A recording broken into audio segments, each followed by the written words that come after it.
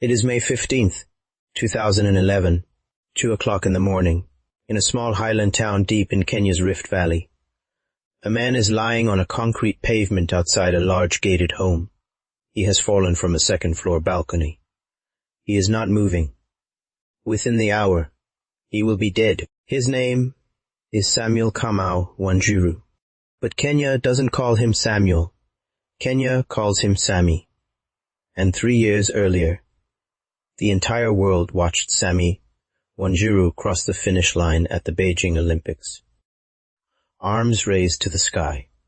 A new Olympic record on the clock. The first Kenyan man in history to win Olympic gold in the marathon. He was 21 years old. Now, he is 24, and he is dead. Was it suicide? Was it an accident? Or did someone murder the greatest marathoner Kenya ever produced? On the pavement outside his own home, in the middle of the night, while two women who both loved him stood just meters away. I am going to take you inside this story. The investigation, the courtroom, the contradictions that 10 years of inquiry still could not resolve. And at the end, I will tell you what I think happened. Fair warning, you might disagree.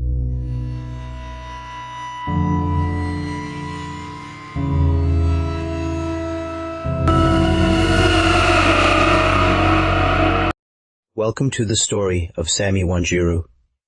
To understand how Sammy Wanjiru died, you first have to understand how he lived. He was born in a small highland town, deep in Kenya's Rift Valley, sitting more than 2,400 meters above sea level.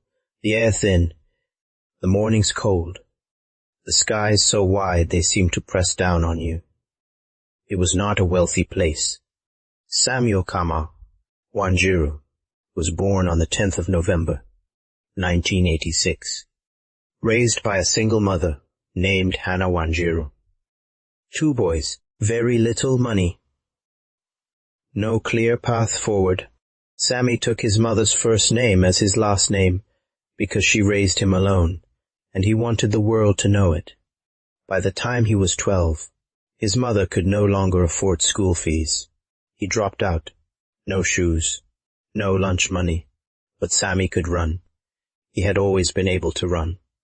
A local coach spotted him at a community race when he was still a child, and by the time he was 14, Sammy Wanjiru was already winning national-level races. Then in 2002, a Japanese athletics promoter saw him run and arranged for 15-year-old Sammy to travel to Japan on a scholarship. Think about what that meant. This boy had never been on an airplane. He didn't know where Japan was on a map. He spoke Kikuyu, Swahili, and broken English. But his mother told him, go. And on his very first day in Japan, Sammy told his new coach, I will win an Olympic medal. In Japan, Sammy thrived. He learned Japanese. He embraced the discipline. He began winning races against runners 10 years older than him. Then came August 24th, 2008. Beijing.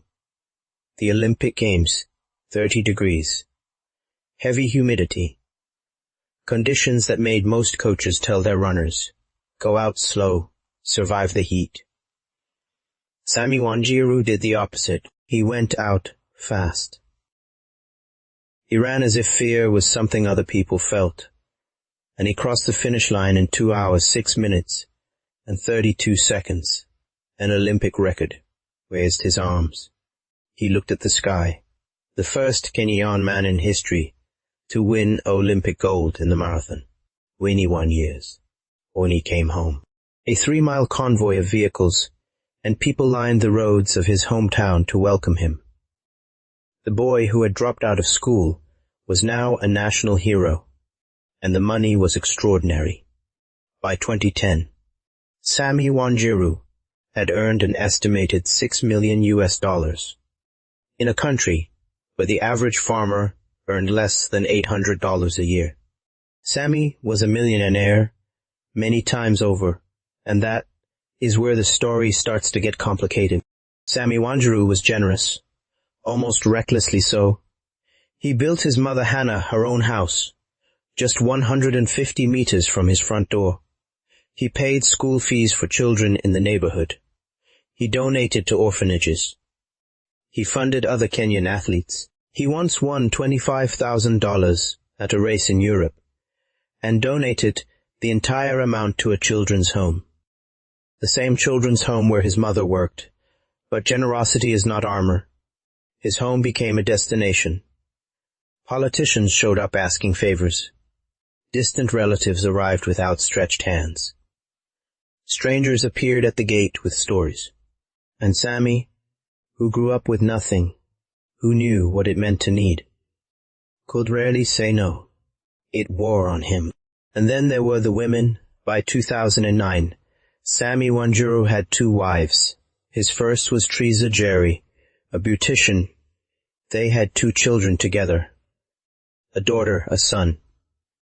Teresa was the woman of the compound, the official Mrs. Wanjiru. Then Sammy took a second wife, Mary Wachira, herself a long-distance runner. They had a child together in 2010. As you can imagine, this created enormous tension inside that compound. And then, in December 2010, just 5 months before his death, Kenyan police arrested Sammy Wanjiru at his own home. He was charged with threatening to kill his wife and with the illegal possession of an AK-47 rifle. An Olympic champion arrested in his own home with an assault weapon. He denied both charges. The case never went to trial, but it was a glimpse into what was happening behind those compound walls. The drinking had also become impossible to ignore. Friends would take him to bars, knowing he would pay for everyone. And for a while, the drinking didn't seem to touch his running. In October 2010, he ran the Chicago Marathon, sick, undertrained. Half the world expecting him to fail. Instead, he fought one of the greatest duels the marathon had ever seen, opening gaps that looked impossible to close. And every single time, Sammy Wanjiru reeled him back. He won by 19 seconds. His coach called it the greatest marathon race he had ever seen. That was October 2010. It was the last race Sammy Wanjiru ever ran. In the months that followed, the wheels came off completely. The arrest, the accusations, the drinking, and if that was not enough, Sammy had a third wife, Judy Wambuhi, who was pregnant with his child at the time of his death. 3 wives, one of them carrying his child, all of them connected to the same man, all of them with something at stake. A body that had given everything and was beginning to ask for something back. And on the evening of May 14, 2011, the night before he died, Sammy drove into town to see his lawyer. He stopped at a bar. He drank. Then he called a woman named Jane Wanjiru, a bar attendant, and he brought her home. This is where the story stops being about running and starts being about what happened in the dark. Nobody agrees on exactly what happened that night. The testimonies contradict each other at almost every important point. But here is what is not disputed. Sammy Wanjiru came home in the early hours of May 15th. He had been drinking. He brought Jane Wanjiru with him. The two went upstairs to his bedroom. At some point, his wife Teresa Jerry returned home. She went upstairs. She found her husband in the bedroom with another woman. What happened next depends on who you ask. According to testimony, Teresa confronted them. An argument broke out at the bedroom door. Then Teresa did something extraordinary. She took the key. She locked the bedroom from the outside, trapping both Sammy and Jane Wanjiru inside. And then she left the compound. The bedroom was locked.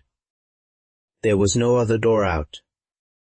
There was only the balcony. Minutes after she left, Sammy Wanjiru went over the balcony railing. 16 feet to the concrete pavement below, he lost consciousness on impact. The night watchman found him. An ambulance was called. Sammy was rushed to the local government hospital. He was pronounced dead within the hour. Police arrived and ruled it a suicide. No photographs were taken of his body at the scene where he fell. No forensic evidence was collected before the scene was disturbed, and critically, before investigators could document anything properly. Sammy's house was cleaned. The home of a man who had just died in suspicious circumstances was cleaned before forensic investigators arrived. Then came Dr. Moses Jue, Kenya's former chief government pathologist. When the initial autopsy raised questions he could not ignore, Dr. Jue led a team back to examine the body. What they found disturbed them. Sammy had bruises on his hands and knees, consistent with landing feet first and catching himself. A forward fall, but the fatal injury was at the back of his skull. A fracture at the base of the skull, so severe that brain matter had entered his spinal column. Dr. Jue testified. The 16-foot drop was not enough scientifically to generate the momentum required to cause that injury. He went further. Sammy had not landed on his back. He had landed on his legs and his hands. So where did the wound at the back of his skull come from? Dr. Jue's conclusion: the injury was consistent with being struck by a blunt metal object after landing. Sammy Wanjiru had been attacked. He had survived the fall, and someone had finished the job. 3 pathologists examined the same body. Dr. Jue. Murder. A second pathologist hired by Sammy's mother also disputed the accident theory. A third pathologist hired by the widow Teresa. Accidental death, 3 experts. Same body, 3 different conclusions. While pathologists argued in court, Sammy's mother, Hannah Wanjiru, was waging her own war. Hannah believed her son was murdered, not by a stranger, by people who knew exactly what they were doing and why. She went to court. She testified. She named names. The local police chief, a senior police officer, Sammy's own lawyer, and her daughter-in-law, Teresa Jerry. Her theory: a conspiracy to kill Sammy Wanjiru and seize everything he owned. And she had one piece of evidence that haunted the entire case. Shortly after Sammy's death, Hannah told the court that the local police chief had been seen removing a large safe from Sammy's house, in the presence of Sammy's own lawyer. Inside that safe, 66 million Kenyan shillings. The safe was never produced as evidence. Its contents were never confirmed. And consider what Sammy had left behind. Multiple properties, land, trucks, luxury vehicles, a government condolence payment of 34 million shillings, and 2 billion shillings pledged for a youth marathon training school. He had been planning to build. 2 billion shillings. Hannah claimed that within days of her son's death, his lawyer and his widow had begun selling off his properties. And then there is this detail, the one that I cannot get past. Hannah Wanjiru was barred from attending her own son's funeral. The woman who raised Sammy alone, who sent him to Japan when he didn't know where Japan was on a map, who he built a house for just 150 meters from his own front door, who he donated $25,000 to, in her name, for the children's home where she worked. She was not allowed to say goodbye to her son. Nobody in court could say who had issued that order. It was simply done. In 2023, 12 years after Sammy Wanjiru died, Chief Magistrate Wendy Kagindo delivered the court's final ruling. 30 witnesses, 9 years of inquiry, 3 contradictory autopsy reports, allegations of conspiracy, property theft, and police corruption. The court found no evidence of murder, no evidence of suicide. The death of Sammy Wanjiru, Magistrate Kagendo concluded. His heavy intoxication that night was cited as a key factor. No individual could be identified as responsible. Teresa Jerry was cleared. The police officers were cleared. The lawyer was cleared. Accident. That was the answer.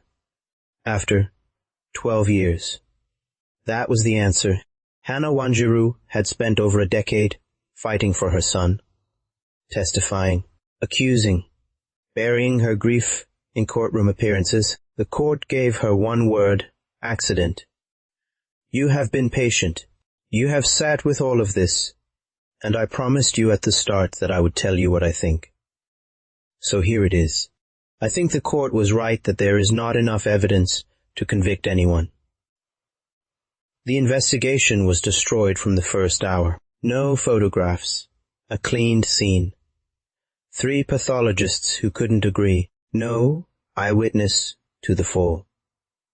You cannot convict someone on that foundation. But I do not believe Sammy Wanjiru jumped. He landed on his hands and his knees. That is a forward fall. That is someone trying to escape. Not someone who has given up. He was drunk. He was locked in a room. He panicked.